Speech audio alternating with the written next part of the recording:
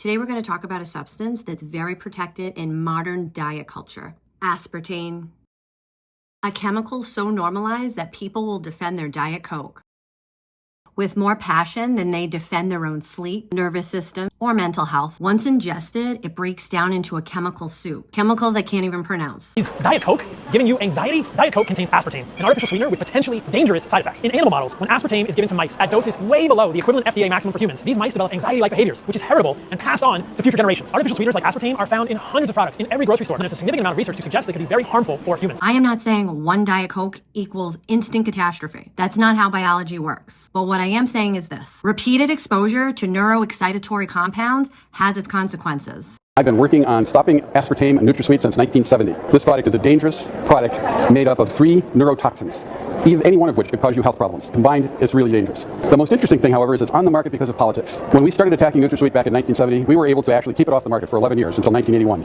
And we had a public board of inquiry convened by the FDA which ruled that it should not be marketed.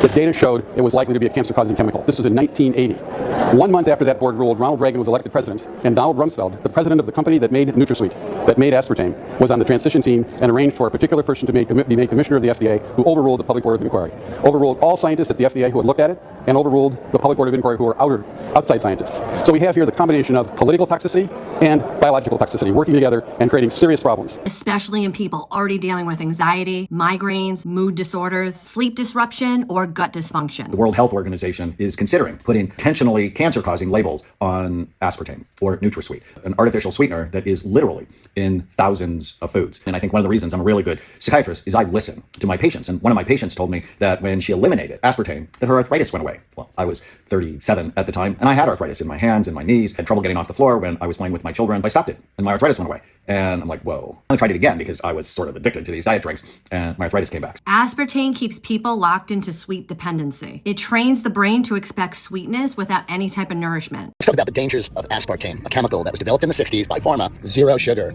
zero sugar, zero sugar, zero sugar. Coke zero, zero sugar. It's been linked to epilepsy, seizures, brain tumors, heart disease, type 2 diabetes. There are tons of studies on this, and they say, we're still not sure. Well, 100,000 people last year in France in a study showed that it's definitely linked to increased cancer. It's neurotoxic. By the way, it's the largest source of free methanol in the body, which converts to formaldehyde in the body. Yep. The same thing they embalm dead bodies with. It spikes your blood sugar. It's linked to heart disease. It is 200 times sweeter than sugar. So please, staying healthy is like walking through a minefield. Read the labels and pass this on. So the next time you reach for your Diet Coke, pause. Not to judge, but to notice. Is this actually supporting my body? Or is it the comfort that I've been taught to call healthy? Awareness isn't easy, but it's how you stop letting corporations decide what your body's meant to tolerate. And that's it. That's the real autonomy.